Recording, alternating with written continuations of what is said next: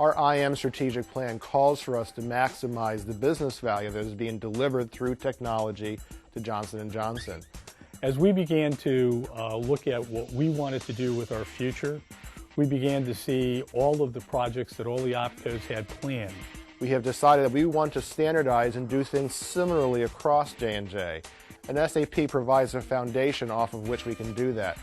SAP is an enterprise platform that, from a functionality base, covers financials all the way down to supply chain and manufacturing. We had never done a truly enterprise-wide agreement for this type of software package. It was very complex. The concept of actually looking at SAP not as a supplier, but as a common goal partner within Johnson & Johnson.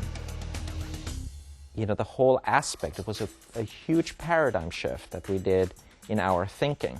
Working hand in hand with IM and having the right people at the table and bringing our sourcing skills to bear is what made this a successful outcome.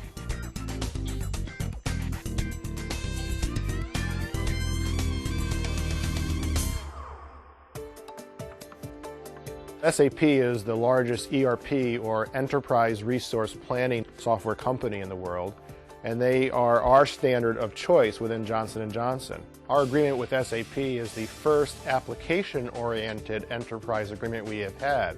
As a result, it provides us with worldwide access to all of SAP's products and services for a flat fee that we have already paid.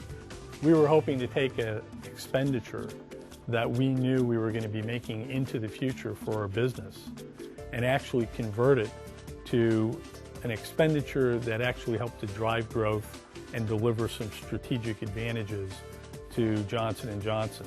When we started the negotiations with SAP, we really weren't sure we were going to take the enterprise approach. It quickly became clear that we needed to enable the business, and the financials that were becoming apparent throughout this process by talking as one J&J, we needed to take that direction and drive it home.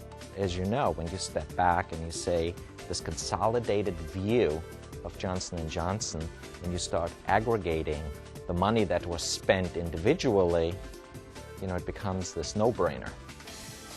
We now are negotiating as one greater than $50 billion company, which makes a huge difference in the marketplace because we have very large negotiating and purchasing power. The goal of the negotiations as we started with the key stakeholder team was really understanding what is current state in those projects, what were products that were in the SAP suite that weren't on the horizon yet, and lastly we went into the R&D technology of SAP so that we can really think beyond current world and what those new needs were going to be for the enterprise. The entire team had to go out and research Johnson & Johnson's current usage of SAP. They also had to go out and determine what our future usage was going to be throughout all of the companies around the world, and at the same point in time understand how that could potentially play in a long-term arrangement with SAP that would both benefit Johnson & Johnson as well as SAP, and at the same point in time deliver a high level of service.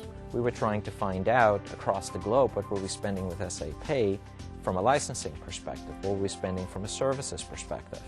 But if you take that approach and understand the footprint that that vendor has with Johnson & Johnson, it certainly gives you A, leverage, B, a much better understanding of who else is in your boat, and from that perspective, gather the forces.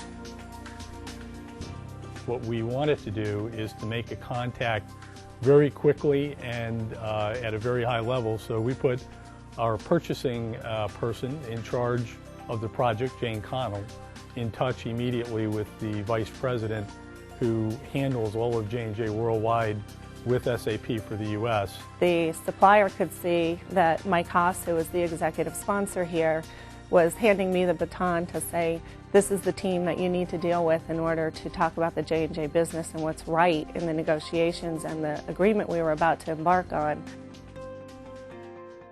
I think the truly defining moment within the contracting process was when we both agreed that it was not just about buying software from SAP. It was more about a partnership and a relationship that would last many years. Changing the relationship between Johnson & Johnson and SAP to a common goal business partnership is a very lofty goal.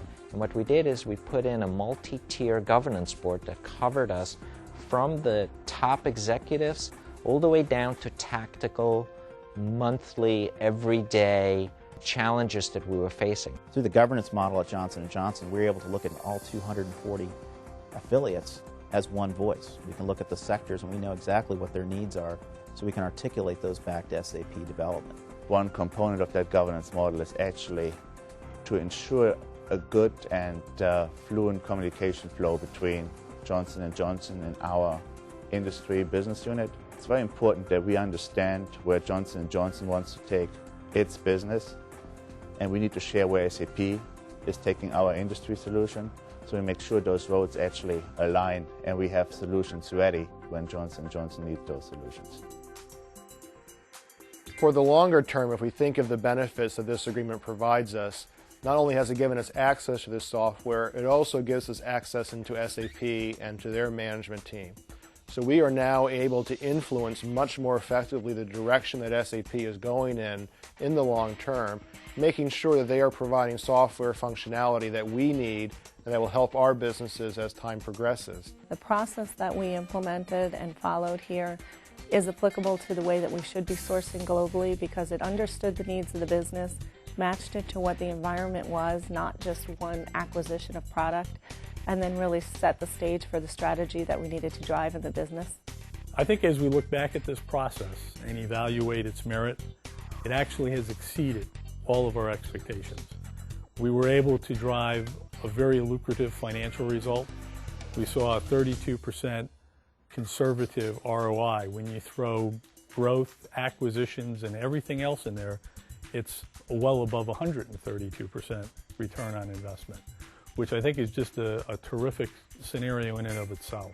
Once you put in a framework so that you have an arena to work at the relationship, I mean, it's groundbreaking what you can get from a consolidated view.